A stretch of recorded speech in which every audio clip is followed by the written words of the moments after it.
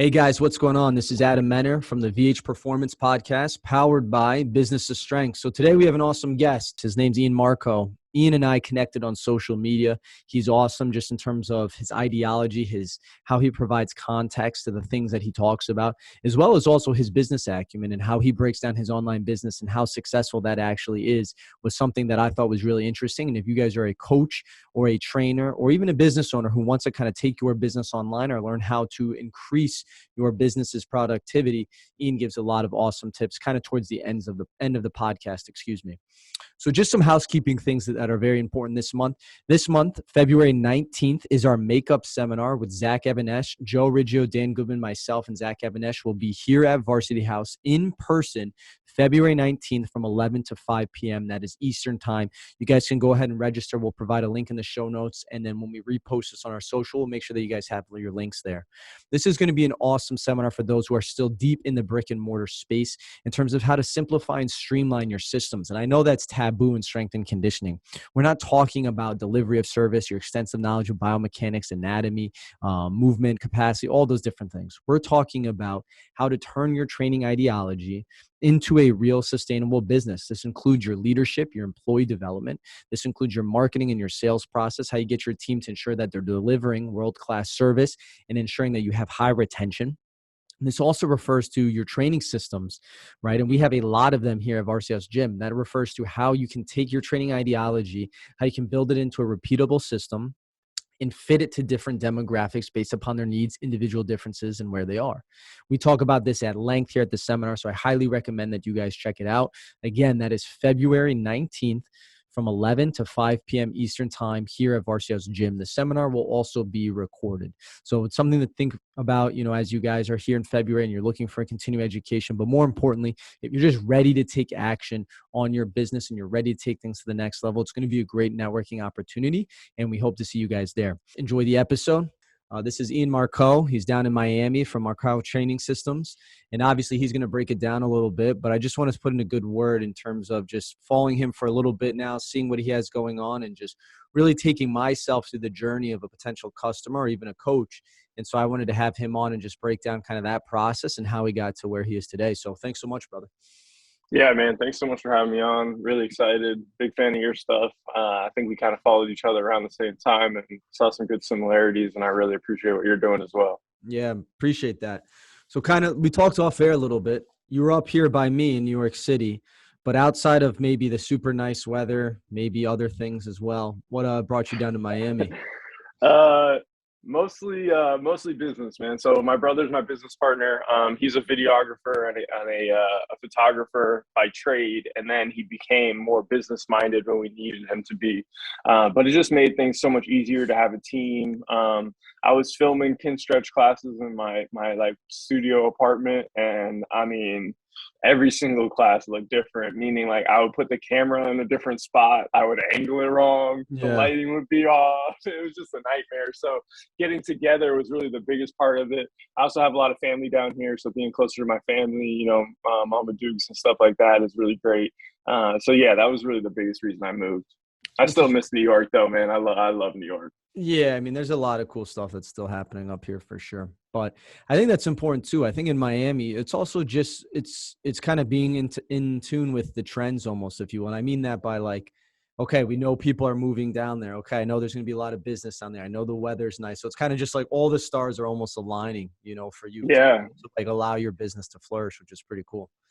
Yeah, that's very true. And it's easy to talk to the New Yorkers because it's like, hey, I was you, Yeah. We both walk in, we're like, this is really expensive, but do we care? And then you're like, nah, so there's an easy connection with most of the people that moved down here. They are taking my houses at the moment, which kind of sucks because I'm trying to buy a house. Yeah. But I forgive them because I still I'm a New Yorker at heart. Well, dude, I'd be lying if I don't spend at least a couple nights a week on my phone. There's the new app is called Redfin. It's not Zillow. And so Redfin is really cool. And we're like looking at little places in Tampa and Miami with my wife and I, and it's tempting, let me tell you. Yeah. No, I'll tell my girl about that because I haven't heard of that yet. I'll start looking on there. Yeah, Redfin's cool. So just in terms of your training, right? I mean, I think we look at trends in the strength and conditioning industry and what we have going on. I think right now, something that's really important is to, have some self-awareness of what's happening and kind of how to filter through some things and provide context. So for you, obviously huge into movement and respiration and gait and breathing. And I want to deep dive a little bit about that, but kind of where do you see trends in strength and conditioning in the health and performance field right now? And kind of if you're a young coach, right, who's spending so much time educating themselves, where should they live, if you will? Man, you know what I've been getting into lately, and even more so, taking. And I know you're already big into this. The idea that, yeah, I started in gait, and I think the industry moved towards gait, which is really cool. And I'll even say it because it probably never happens, but like you gotta be a little bit to say that, like, Naughty, the crazy dude from Functional Patterns, like he's been talking about it a little longer than everybody, Yeah. Maybe Ron Huruska was talking about it at the same time, but like we really have as an industry turned towards gait, which I think is really great. I think that there's a awareness now of the idea of the barbell having a cost, meaning a back squat's not going to kill you, but it could take away from your athletic performance at some point. There's a pendulum that 100%. swings, and you might end up on the wrong end of the pendulum when you want to be on a certain spot. So I think that's really important. But where I'm going and where I want the industry to go is probably my biggest regret in the industry, and that's not doing track and field when I was in high school. I've been out on the track twice a week, sprinting, plyos, curb sprints, just like diving into that world where I've trained a lot of people that were doing that stuff, and I gave them things that are in that realm. But now to actually be going through it myself and struggling too, because man, it is humbling. Oh, Like for doing sure. a single leg bound for 20 yards, dude, like that is tough. Like I look so terrible doing it. It doesn't feel great. So it's been a really humbling experience. And I'd say that's where I would love to see the industry go, because I do really feel that, like, I got asked this on a Q&A the other day, like, what's your number one exercise if you could only do one?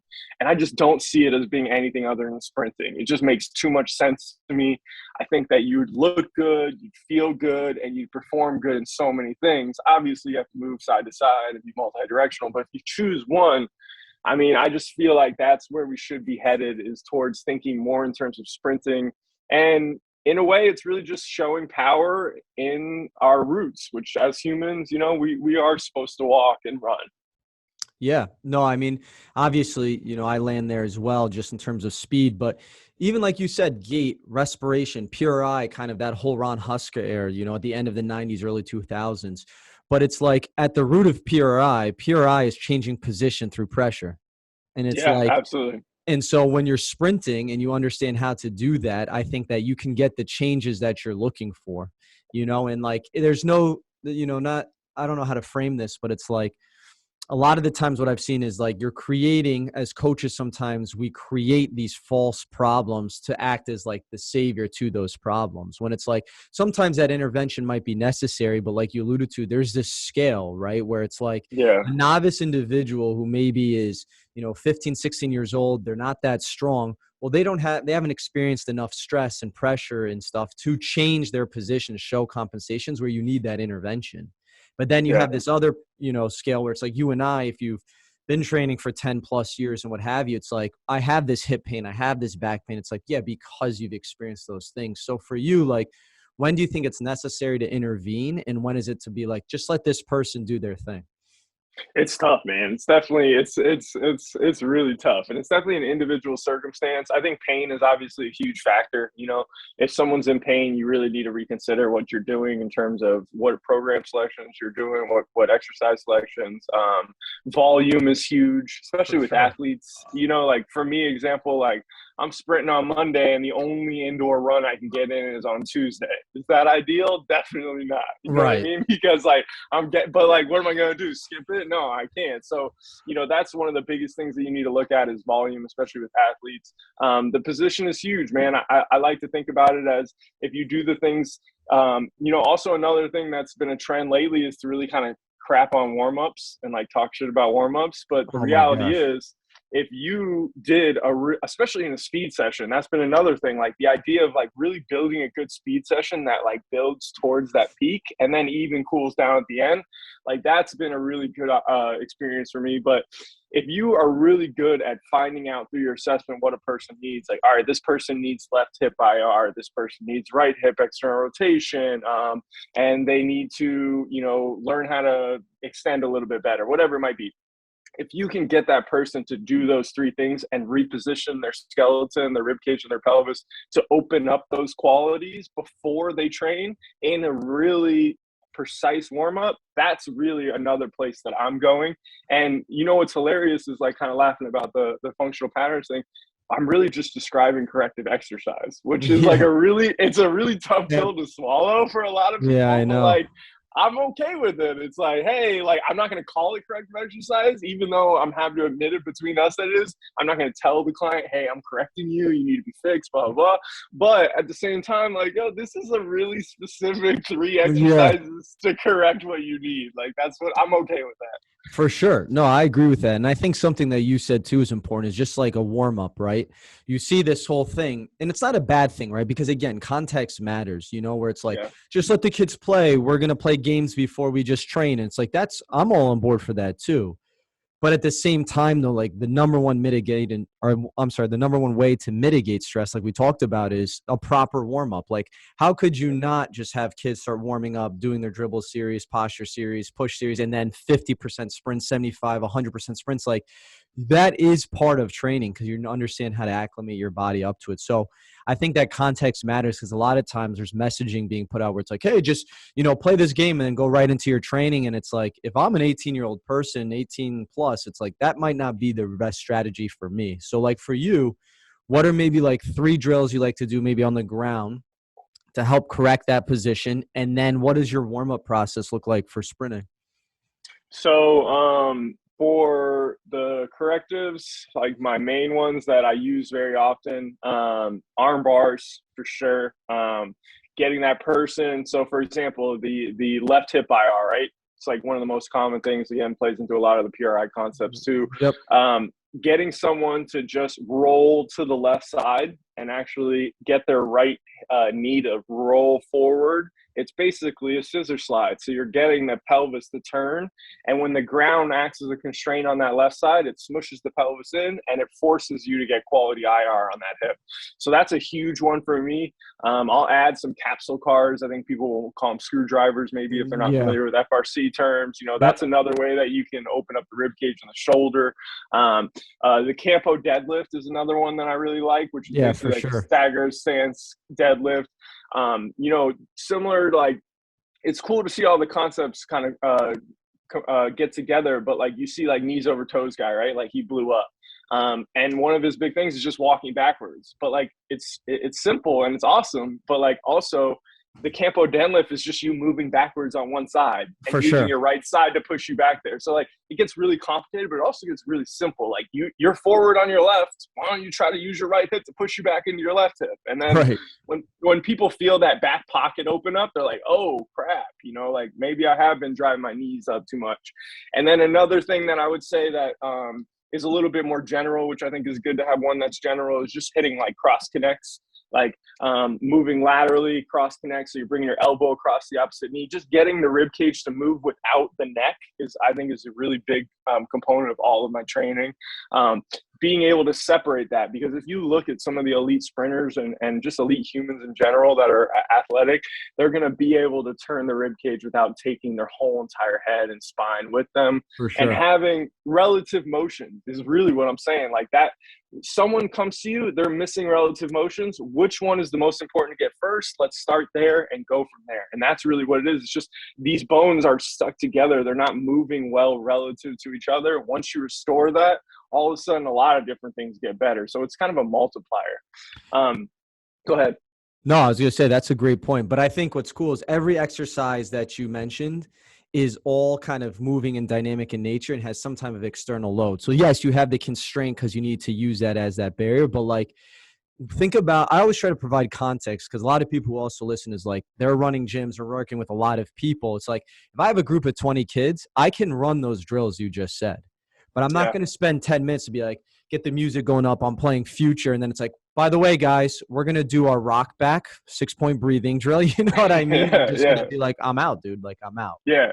So Yeah. unless we're Yeah. working with some of like our high level pros and stuff where I can actually get them on the ground, put my hand where they're supposed to go, it's like, what is the biggest bang for my buck? So it's like, I agree. Those three are something that we use a lot right now, you know, so. Yeah, it's a good middle ground. And I think that that's also where the industry is moving to, where it's, hey, you know, let's not turn it into physical therapy, but let's keep some of those great principles that maybe you've learned through physical therapy or through PRI or through some of the more in-depth systems. And then can we add load to it? Can we make it more dynamic? And also, can we get them on their feet as soon as possible? Because I love the idea of starting on the ground, the arm bars on the ground, sideline knee lift, or like any of those great drills are amazing. But if you're doing 4 or 5 drills that start off on the ground or on your back, and you're an athlete, like, you're in rehab, you're not in training probably. And Right. like you said, in a group scenario, like, that's a nightmare, you know? I mean, I work in the gym right now, and like, you know, I'm the guy that everybody looks at like, oh, are you going to be in the back room today? Like, as if I'm just going to use the table just because I only don't back squat, right? Right. But what ends up happening is I'm on the floor and I'm like trying to explain to someone like, hey, this is how your foot is supposed to pronate, and it'll be like reggaeton blasting in the background. So it's just I'm like kind of in this in between zone already. You know what 100%. I mean? And like, I mean, that's a great point too, just in terms of like that emotional environment and stimulus will dictate kind of like how they perform that task, you know, because it's like, Absolutely. it's like, I don't know about you, but I don't get like pumped up to perform like, you know, a 90-90 hook plank or something like that, you know, when I'm listening to music. So it's like, yeah, it's just, that is true too. Like you talked about ramping up not only the body from like a CNS standpoint, but like a PNS standpoint as well. So with that being said, with your sprinting, what are some of the warm-up strategies that you found has helped you kind of lead to that peak output within a sprinting session? So now we did all of that stuff, and now like now we're kind of getting into more of our dynamic work. Yeah, so I've been super fortunate to two of my friends, Casey Schwartz and Alex de Blasi. We work out together every 2 days a week. We just get out on the track, and it really becomes more of a group think than a set program in a way. And I think that's been essential for my growth as well, because it's fun, just like you're saying. Like, we literally get out there and nerd out, and we'll be like, yo, did you listen to Jake Turner's podcast? Did you hear did you hear Bar on Just Fly? You know what I mean? So like, right. we're always like nerding out during it, which I think is very helpful for it, because I immediately enjoy myself. As soon as I walk out there, I see them, what's up? All right, cool. You start getting into a little bit of stuff, like a couple of cross connects. And then, to be more specific, we do a bunch of different days. So we'll have like a vertical jump day. We'll have a rotational power day. Mm-hmm. We'll do an acceleration day. We'll do a top speed day. So like, it really depends on which day it is, but most of the drills are very, very simple. A lot of like little dribbles, a lot of bounding, just like little stuff to get going. We do a little bit of a posture series, but not too much of it, to be honest. Sometimes we'll throw like a crawl in that's not so stiff, like not the put the block on your back kind of crawl, but like let your actual spine go through all the different, like the spinal engine kind of vibe. I honestly love the ropes from WEC too, like a quick couple of minutes, just getting them moving. Because one of the things that I've been feeling over the past few years is like how much your hands and your elbows and your arms can actually be involved. And the idea of like, you know, back in the day, I would have done like a 90-degree sprint drill and been like the stiff board. But when you put the ropes in your hands and you start really getting smooth with it, you start to notice that your hands actually move with you sprinting. And I think you can see those qualities in a lot of the elite athletes, and even like an elite jumper, the way that they extend their arms and then come up both at the same time with like that perfect sequencing. I find that the rope really helps with that. And then we'll do some, we do banded stuff. It's honestly different every week, which is also really cool, because I'm not in that stage of like, hey, I'm getting ready for a track. I'm here to learn. You guys teach me, let's take me through some stuff. And as long as I am able to dominate my one run a week at basketball, like that's all that's going to make me happy. You know what I mean? Which isn't that hard to do, because I'm only going to one. It's not that great, to be honest. That's once you become a washed up meathead, that's like the goal. You're like, Oh, yes, I can't freaking it's a wait to great Sunday. goal though. It's a great goal though, and it also can ruin your day though, because if you Oh, have a for bad sure, day, you're bro. like, that was it. That was the only thing I have this whole week. I know. Back to work. It's like 100%. losing in fantasy. Yeah. You lose in fantasy, the rest of the day you're like, Yeah. what is life? So the rope, give an example of a rope. You're talking about like, I'm just trying to understand. So like you're saying like Yeah. a battle rope almost. No, so like it's basically a jump rope, but it's a little bit thicker, and it's Oh, if you like the look at heavy rope kind of. yeah, but it's not super heavy. It's like it's honestly just a standard rope, and then they just started using like this. But the idea is that you don't jump it, and it just moves around your body. So Got there's it. a lot of like figure eight. There's a lot of putting it in one hand, and basically you're doing that figure eight motion of your spine, where you're essentially getting the spinal engine going and Right. letting your hands relax. So it's not very tense, and you're letting everything flow. The flow is really the best way to do it. And then once you do that, even just for a few minutes, you go into sprinting and you can honestly just feel it. And I know it's crazy because I don't know if you're familiar with Weck, but the guy is a legend. Like Yeah, he's wild. he's wild, but he's amazing too. So like, one of the things he says, like, you just have to feel it. And I actually went to San Diego to see him, and he was just as nuts in person, but he was awesome. And that's one of the things he said. And as soon as I was done with the ropes, I was like, "Hey, I feel it." And I bet Yeah. I'd feel the propulsors too, which is what the other kind of like almost like the egg weights that have the BBs in them. Right. So yeah, that it just feels fluid. It feels good. And again, it's not a long time. I mean, I'm talking about doing like 6 minutes, 4 minutes, 3 minutes. So it's like it's not really a big time crunch anyway. Yeah, for sure. I mean, you look at the nature of sprinting though, from like a biomechanics standpoint, it is rotational nature, and there's this weird Absolutely. component, like, yes, it's rotational in nature, but it happens, the frequency in that rotational movement happens so subtly that like you still, to novice individuals, they don't understand that concept yet. So it's almost like you can't break the rules until you understand them. And so like, I still think linearly, like with all of our pro guys and more advanced guys and myself, it's like you can get into that stuff. But like that 14-year-old kid who can't even take off of the line that powerfully, the moment we use the language of like, hey, it's rotation, they're like, what the, you know what I'm saying? Yeah. They over rotate 100%. And I think that's one of the things that I've been actually brainstorming and thinking about a lot. And that's why I brought up Bar, because he confuses the hell out of me and makes me think. So I love Right. it. That's kind of how I like to learn. I like to be like thoroughly confused so that I'm like frustrated and need to figure it out. But yeah, I think that there's a sweet spot where you could, because realistically, especially when we're talking about linear sprinting, if you're moving forward, why would I want to rotate so far left? Because Yeah. then there's going to be a point where my recoil is not taking me forward anymore, and I'm going left instead of straight. So I think that there's this kind of perfect counterbalance to it. But one of the other things with the ropes is, because people are so used to being so stiff, like the anti-rotation core work, all of that stuff, back squatting is like so much of training, which is good, ends up being don't move. When you get the ropes in someone's hands, it allows them to let go of certain spots, especially around the rib cage, which, back to our beginning of our conversation, a lot of that PRI and a lot of those breathing corrective drills are really just to relax certain chains, right? So if I can get them to relax those chains on the ground or maybe in a campo deadlift, and then they can just do a little bit of the ropes to be fluid and feel it, I find that it carries over and it's almost instant. And because the rope is a constraint almost, it takes less cueing, and it can be simple too. I mean, you can get crazy with them. You'll see, if anybody looks it up, you'll see like some really crazy stuff with it. But I'm mostly talking about standing in a split stance, getting pronation on one foot, getting big toe extension on the other, and then just being fluid with your spine and doing the ropes on your sides. Yeah. And that really has been good for me. No, cool. I mean, that's a drill. It's weird because like the higher the level, like we talked about, you look at some of these athletes, I think some of the worst things that you can do, and it seems obvious though, is but to provide those like sagittal constraints like the barbell and the lunges and stuff like that, because they're just such natural great movers, by instinct. Yeah.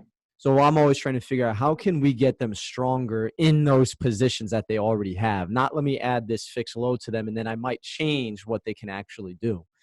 And like Absolutely. one of the examples of that, now they're on the type of speed too, is like I saw that weighted sprints actually for like elite level athletes outside of sprinters, I'm talking about like more team sports like basketball and stuff like that, actually did more harm than good, because a lot of these guys, right, you could talk about anatomical position of the pelvis, the thorax, but that's used to their advantage. And so they can't get that hip extension before their knee and their low back extension. So like after those sprinting sessions, they were getting like low back pain, some knee pain at like lower load. And I was like, all right, taking that out, because it's almost the same as like loading them up with like a bilateral squat or something like that. So Yeah. for you, where do you land in terms of like resisted sprints, if you've tried them, or like what have you seen, in that realm?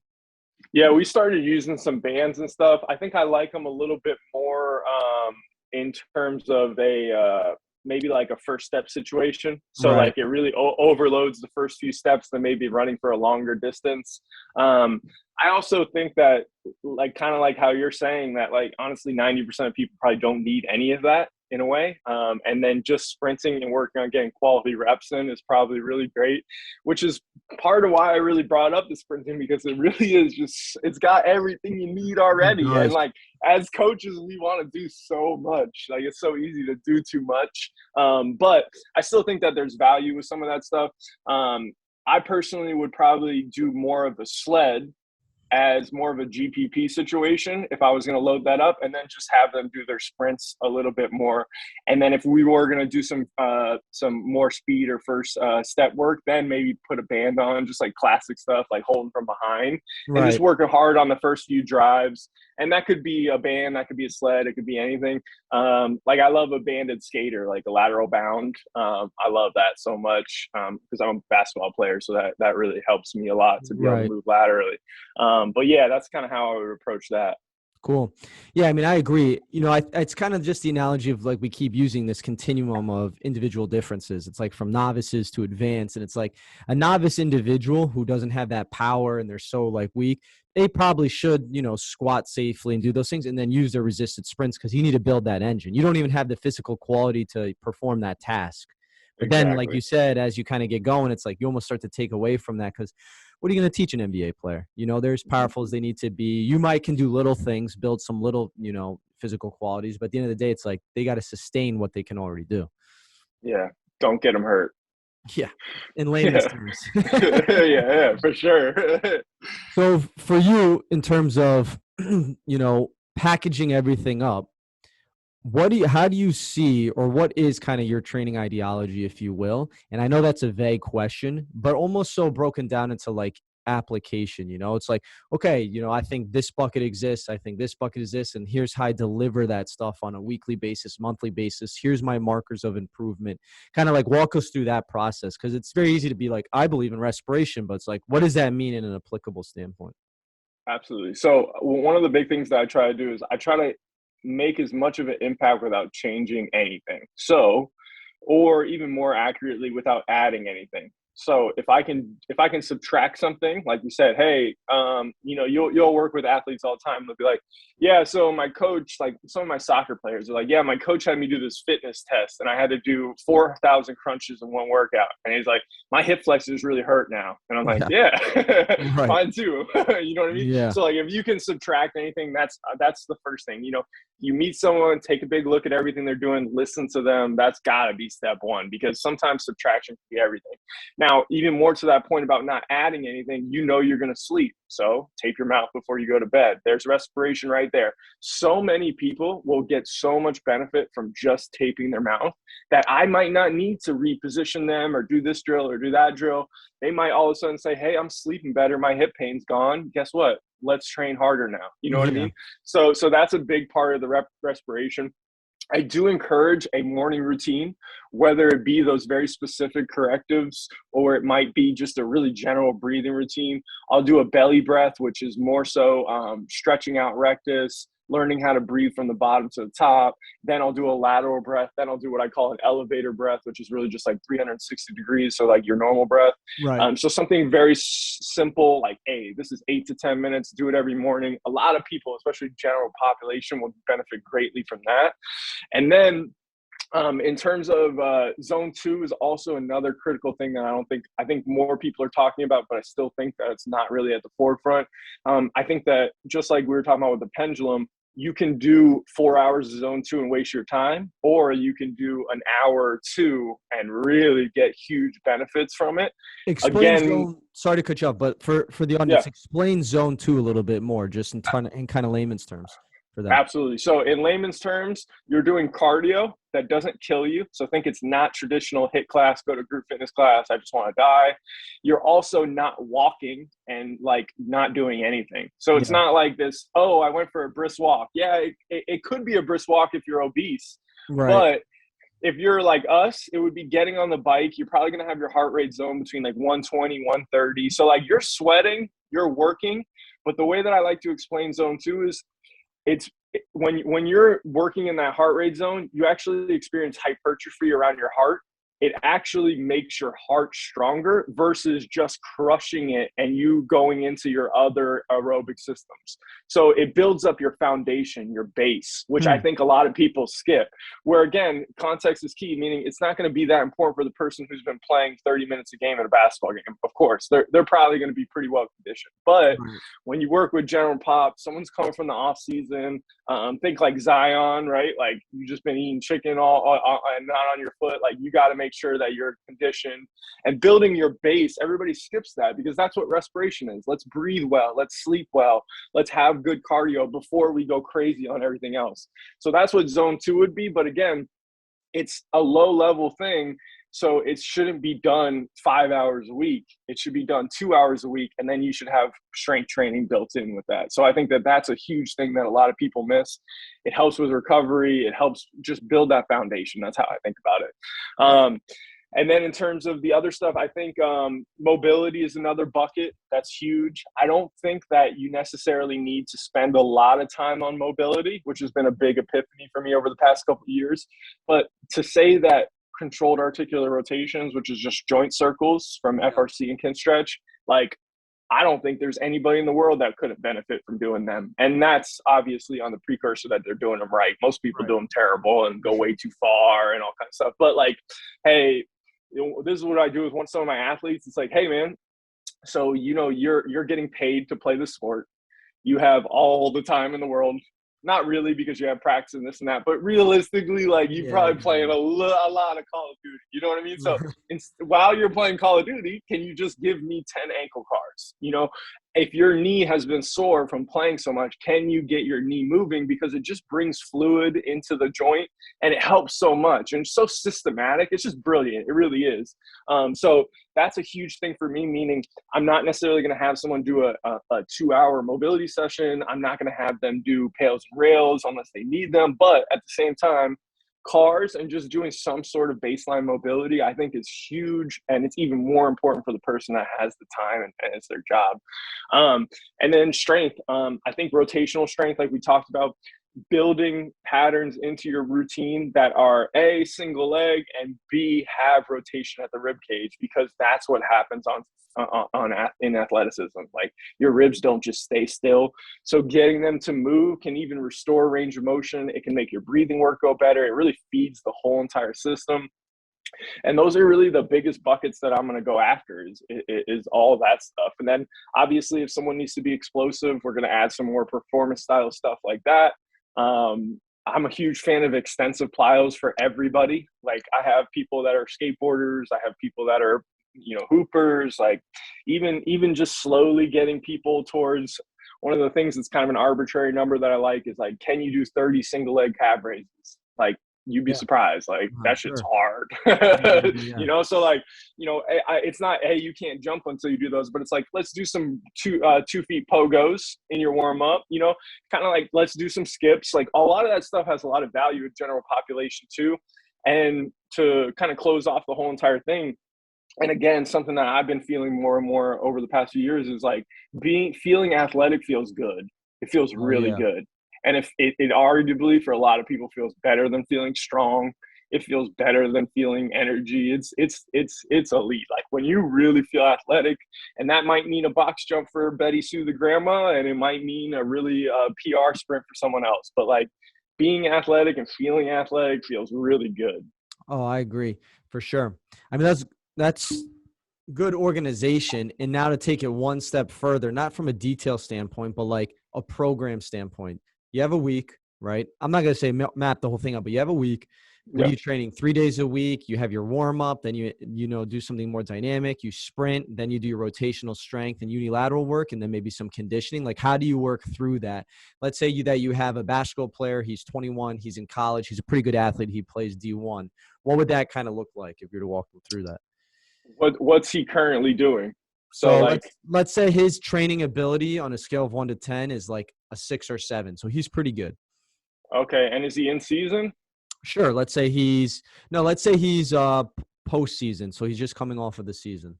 Okay, so I don't have to prepare for games or anything like Nope. that? Nope. He's just Okay. getting ready to come back to training.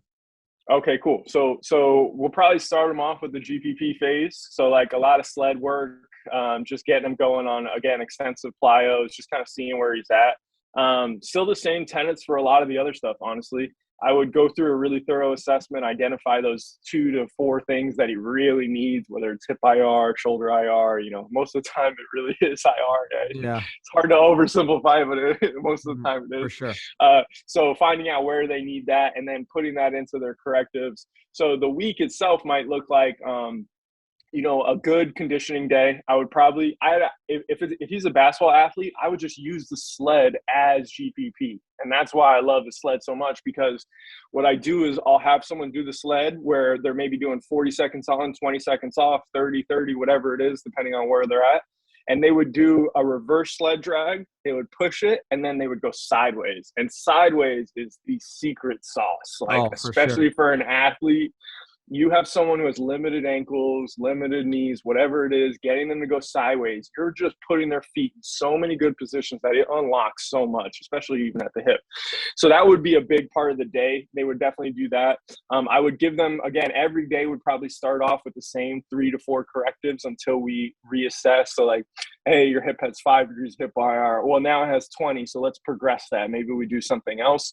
I would have cars built in. If he's an athlete, I would basically say, hey, man, these are like the main 5, maybe shoulder, thoracic, hip, knee, and ankle, and just be like, hey, can you do these as much as you can for me and try to make sure you do 10. Mm-hmm. I would also have, I like to do upper and lower still, honestly. I'll do a total body with a lot of people too, but I'm a fan of upper and lower, just like, you're going in. So I like a big lift. So meaning like mostly trap bar, especially for a basketball athlete. I would probably hit trap bar. Something I've been doing with a lot of people that'll play good into the conversation is I do a front foot elevated split squat with the right foot in the front, and I do a rear foot elevated split squat with the right foot in the front, and then I do a front foot elevated split squat with the left foot in the front.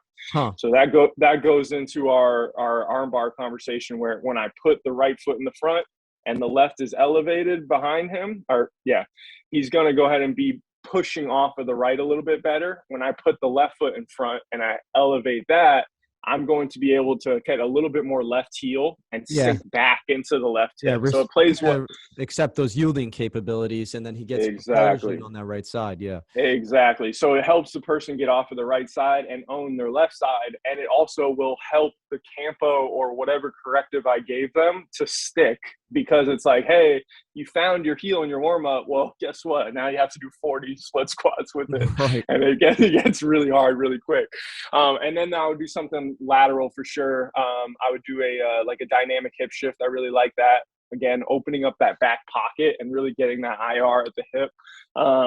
And then I would probably mix some core into their lower body too. Classic side planks. I love the DNS side plank, where you're basically like rotating your whole body around the shoulder and the hip. Yeah. It just plays right into that closed chain hip and shoulder rotation. And then on the upper body day, I love the landmine, man, like landmine university type stuff. I think it's really noteworthy to say that like not everything should be floating heel, because that's kind of like another trend in the industry right now.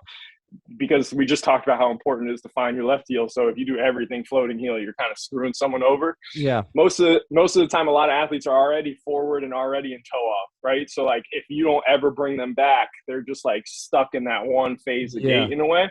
So I do like the landmine stuff, but oftentimes I'll do like a step to press versus just the whole jump.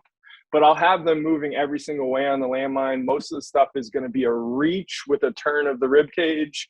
And then I also like very similar to how I did with the trap bar, I'd probably have their upper body would start with something like really beefy, like whether it be a bench press or like a single arm lat row, just like a really basic, like, that this is going to work well. If they're off season, what I actually use a lot is hypertrophy clusters from Jake Tura. Big fan of Jake Tura. But like, dude, some people like take off with that 8x5, and I won't do it to the extent that he does most of the time with my athletes, but I'll keep that 8x5 for the big guys. So they'll do trap bar for 8x5, or they'll do the bench and the lat row for 8x5. So by the time you're done with that, a lot of them are like, oh man, I'm already trained, especially a basketball player for upper body, they'll be like, oh, we're still going? It's like, yeah, you got a little bit left, right? And then what I'll do is oftentimes, I think something that's also important is to talk about compromise and having them feel like what they want is also addressed. So something like arms, but done in a respiratory lens is really great too. So for example, I love an inverted skull crusher. So if I get the pelvis higher than the rib cage, it's almost like a water bottle analogy. So I'm driving expansion into the upper part of the rib cage, which again, almost everybody needs. Yeah. And if they're doing it alternating with the skull crusher, they're going to get so much out of their rib cage. And then they're like, yo, I got a sick tricep pump. And you're like, yeah, cool, man. Cool. Just keep going. Make sure you inhale, relax, and then, or they could do like a low reach bicep curl, something like that also just kind of opens up their upper back in a way too. So I'm killing two birds with one stone, and they don't even know it. They just think, all right, I'm strength training. I love this. Like my girl said my arms are getting bigger. It's like, yeah, for sure, man. Yeah. And then, so there's your upper body, your lower body. Honestly, for a basketball athlete, I probably wouldn't need them to do more than one of those, especially because they're going to be such good days. They got their GPP day. I would have to talk to them about how much they're playing too, because again, back to the volume, because a lot of these basketball guys will be like, yeah, like my friend asked me to run 3 times in one day, so I did. And I'm like, yeah, but you have lower body tomorrow. And they're like, yeah, it's not going to go too well, So like that would have to be a big conversation, and really tell me how many days I'm going to get. And then I would really try to keep at least 3 days maybe open for them to actually just play their sport, especially if it's available. So like with that conversation of volume, if they came back and they said, hey man, I don't really have anybody to train with, I don't have anyone to do skill work with, maybe I add something like a really big plyo day, like a good sprint day, multi-directional speed day, something like that. But I'm a big proponent of, man, if they're playing their sport a lot, you don't want to add too much extra volume in that. I try to give them what they need off of the court and then let them express and just get better at being a basketball player on the court, For sure. No, I mean, that was a lot. Obviously, I'm taking notes also too. And I'm just thinking like, you just forget so many things, because I'm training so many basketball players right now, like from, to the NBA guys. And it's just like, you're just like, oh yeah, that's cool. Okay, let me do that. All right, cool. Let me put this in here, And so, but I think if you were to kind of categorize that, it's like correctives, GPP, your main output, which is like, you still mentioned a bench press and a trap bar deadlift. Like I still believe too, especially, even year round, depending on intensity, volume, all those things, like you still need that type of output to build those physical qualities. Like 100%. If someone gets weaker, like sure, they could do their row and reaches, they could do the unilateral work, they could do all that stuff, but it's like at some point you tap out on like what you can do just because of that anatomical position you're in. So it's like, especially with the landmine. Yeah, exactly. So it's like, okay, I know they're getting stronger, but then that's kind of your main output. The supplementals where it gets juicy, like you said, that's where I like to do like this stuff: unilaterals, campos, heel bridges, upright like knee extensions, different rotational things, because now I'm expressing that power, if you will, that we're kind of building on that main output. And then I loved your idea of just all the sensory input stuff, the delineation between the front and the back leg. So that was cool. I appreciate that. Yeah, and a med ball too. I didn't mention the med ball. That everybody does med ball work with me. Like even if you're super limited, you're gonna start with a regular slam, right? And I'll just coach you to not overextend and don't put the ball over your head, put it right in front of your eyes, But everybody is doing med ball work with me, and I just find that opens up so much. And like if you think about a basketball player, man, they have to euro through the lane and stuff. Like you're always trying to get better on one side, so as soon as they throw the ball with their goofy side, they're kind of like, oh, yeah. You're like, you might not be as smooth with your left as you think you are, So it just helps in so many ways. And I think with the upper body, like an example would be like Okay, so you go landmine step to press. You go landmine row, which could either be a single leg version, like a single leg RDL with a row, or it could be a kickstand. So they're reaching across their body and getting into their hip even better. And that's another way that you get your constraints to multiply for you. So it's like, hey, you reached across your body, now your hip IR'd. Hey, my hip feels better after the upper body session. Why? Well, you did a good job of reaching today, you know? And then that third thing within that could be a med ball. So like that is a great little triple set that I use all the time. It's like med ball toss into the wall, landmine step to press, and then a rotational row. And within, you're hitting so many things within those three exercises. And you can just see it's hilarious. Like you can see them, like when I do drills like that, them, they just sweat so much more quickly. They're working so much more harder because it's just like, oh my gosh, like, you know, I've never been in that position before. But cool. It's kind of switching gears here a little bit, and that was great. I think that just paints a picture. I like people to be able to be like, oh, let me write this down. This is how I'd organize it, you know, as opposed to just talking. But you know, we talked a little bit off air again about your business. And this is something that I know a lot of people are interested in. I think you do a really good job, actually a great job. And it's that, you know, to walk us through how you started. You're a personal trainer in NYC. You're kind of filming a little bit, but what was the event or what happened that allowed you to like make the switch to like your business really start to do really well in terms of like how you organize the content, how you know, put together your website and stuff like that? Cause I think that's something that's really important right now in kind of the world that we live in. Yeah. It all starts with, I think your first lesson of efficiency and scale as a trainer is when you realize that you're getting paid too little.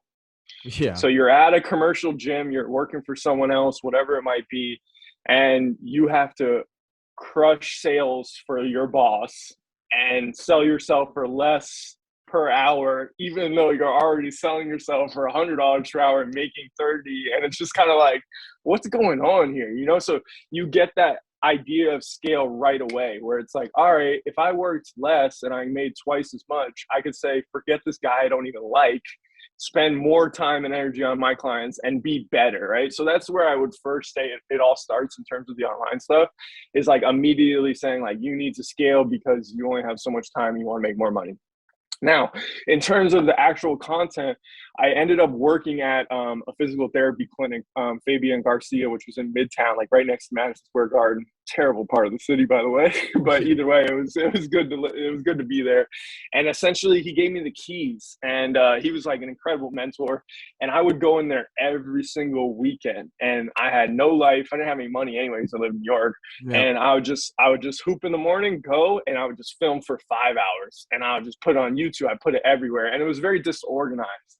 So the progression is where we're at now, which is very organized. So what we like to do is film once and get 5 different avenues. So what I mean by that, we'll film a class for our subscription model, the EVM.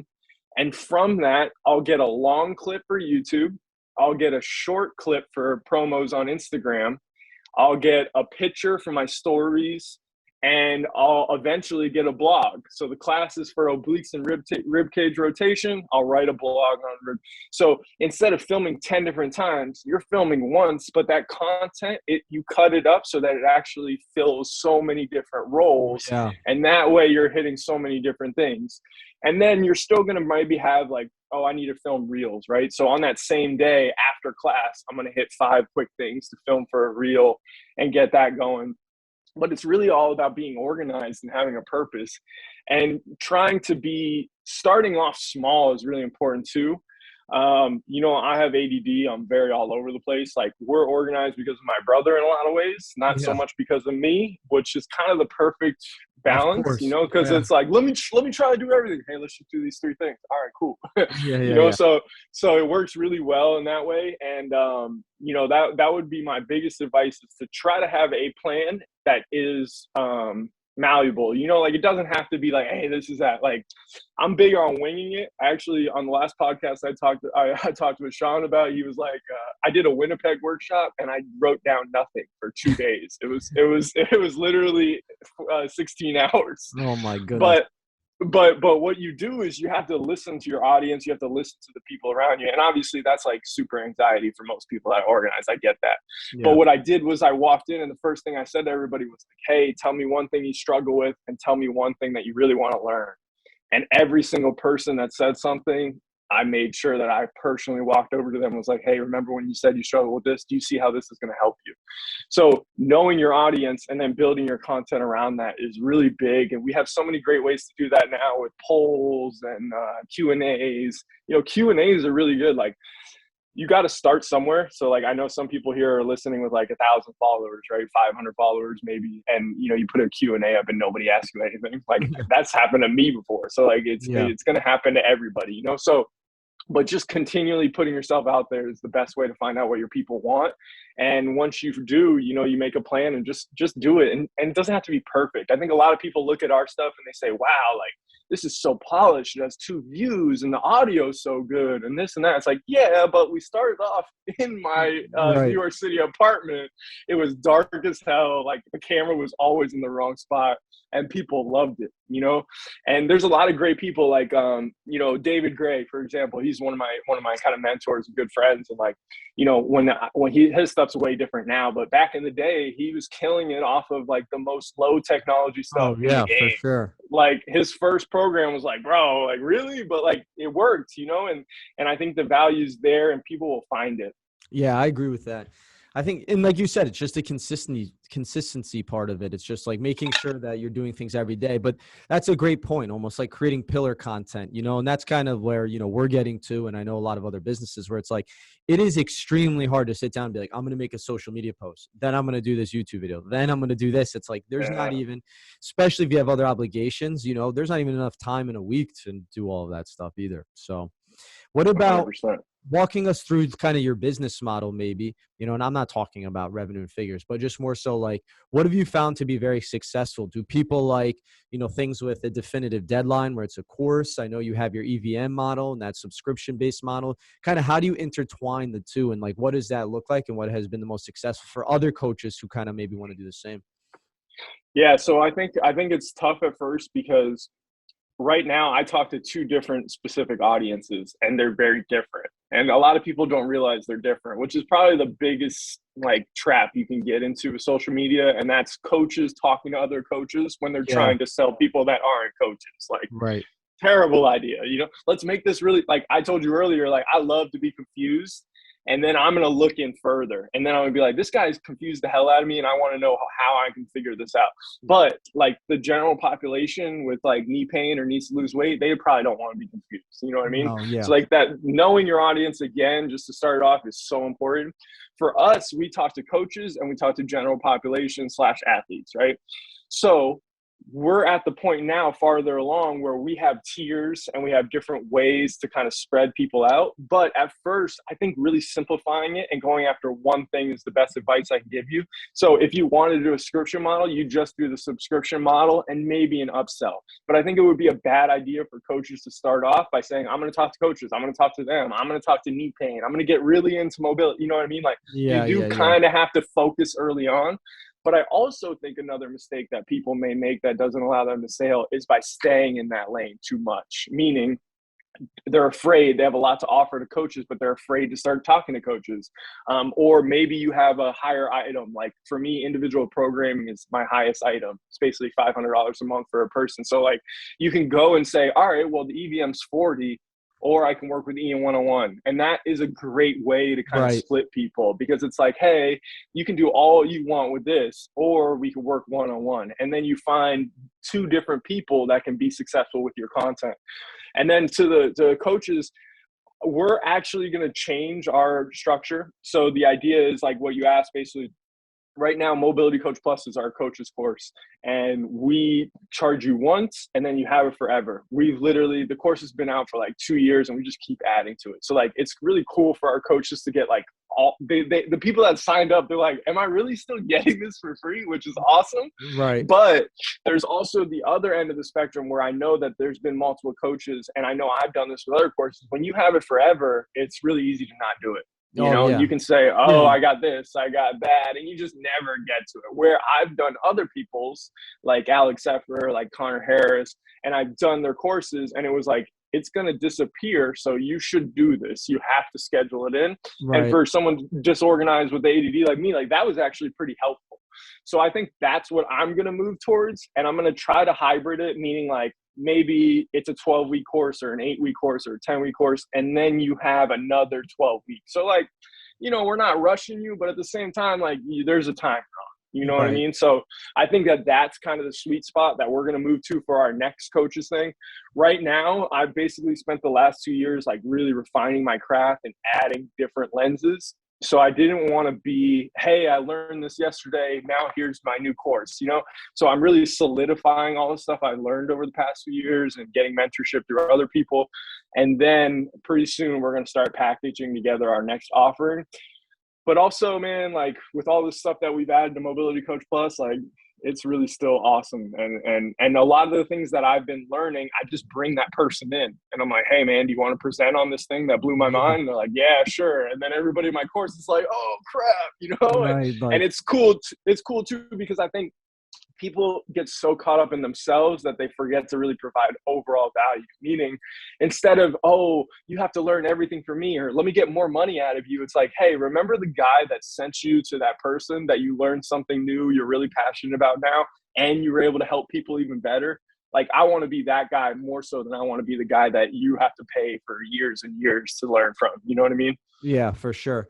No, I think that's really smart and digestible, even for, you know, ourselves too. But I think for other coaches, it's like, you know, you just said it, but it's like people are so eager to do something where it's like, oh, I just learned this. I just took this 6-week course. Now I'm going to kind of build my own upon it. But it's like the bones and the infrastructure and the depth of knowledge is not even there to make that a sustainable business, you know, Yeah.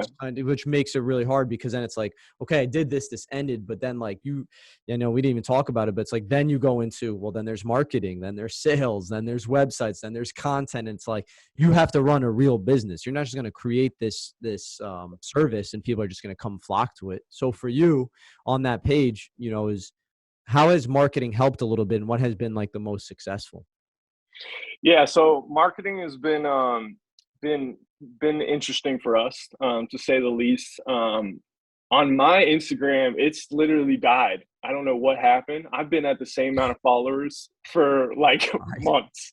It has Yeah. not affected our revenue at all, but I just can't break through. I don't know what it is. It's also, you know, I got really burnt out on social media. So that's really the main reason, honestly.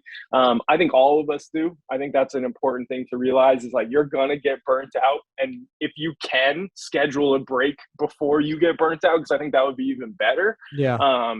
But basically, you know, we did a really good job of, like I said, we started with one specific purpose, Kin Stretch Online, and then we branched out. So a lot of my colleagues that I started with are like, hey, I'm on YouTube now, subscribe. And it's like, you have 33 subscribers, like start now. Of course, I'm not saying don't start, but like, we've been in it for 3 years and we just hit 20K or something like that. So it's like, Yeah. our marketing strategy was to plant seeds everywhere. One of the ways that I came up really fast on YouTube, especially, was Reddit. I was on Reddit. I had never even heard of Reddit. All of a sudden, I'm in Reddit talking to flexibility subreddit, you know? Yeah. So, like, if you drop enough seeds everywhere, obviously you can drop too many and not put enough effort into any of them.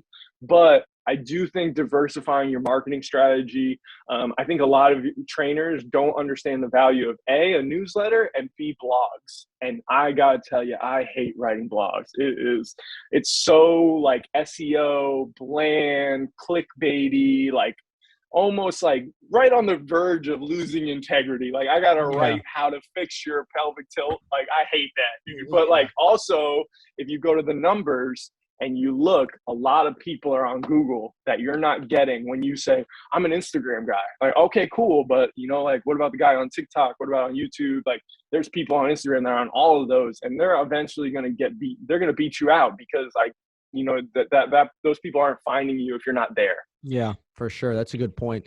So, I mean, I think plant your seeds early, focus on one particular thing, and then, you know, if you can, outsource some things and then just be consistent with it. you know, and just keep harvesting them slowly and surely. It's not going to happen overnight, but like I said, you film that one thing and then something goes to YouTube, something goes to Instagram, and it just slowly builds and comes up. And, it's a process. It's a grind, just like anything else. Yeah. And I don't think people realize that either. Like you have to be, we say consistent, but it's just like, it's an everyday thing. Like, and it happens quickly though, right? Like imagine taking us just a scenario. Imagine you did 2 months, but for those 2 months you posted every day on Instagram, and you did a YouTube video every week, a podcast every week. You would gain traction. Oh yeah, 100%. Yeah, you just keep think about that. It's like the Marshawn Lynch. You just keep running through the wall. Eventually, you're gonna run all the way through it. It's just a matter of time. You just got to keep chipping away. Yeah, for sure. All right, brother. This was awesome. I appreciate your time, man. Thanks so much. Where can people find you if they want to learn more and work with you? Yeah, so our website, Markow Training Systems, so Markow Training Systems, that's got all of our offerings. It's really as simple as this. If you're a coach, go to Mobility Coach Plus. If you're someone who just wants to work by yourself and do classes at home, the EVM's for you. And then if you're someone who feels like they have an injury history, they have very specific goals, sign up for one-on-one online programming. On Instagram, we're at Ian Markow is my page. That'd be cool if you guys followed, because I just told you. Let the boy break through. Let's get him to the next number. Get me past that 0.9. I've been living there. And then also our business page is at markowtrainingsystems.com on Instagram. We post different stuff on both of them. And then on YouTube, just type in my name and it'll come up. Probably Cars video will be the first thing that comes up. You just type in Ian Markow and you see a bunch of free content. Cool. Appreciate it, man. Hey, thank you so much for your time. Thank you.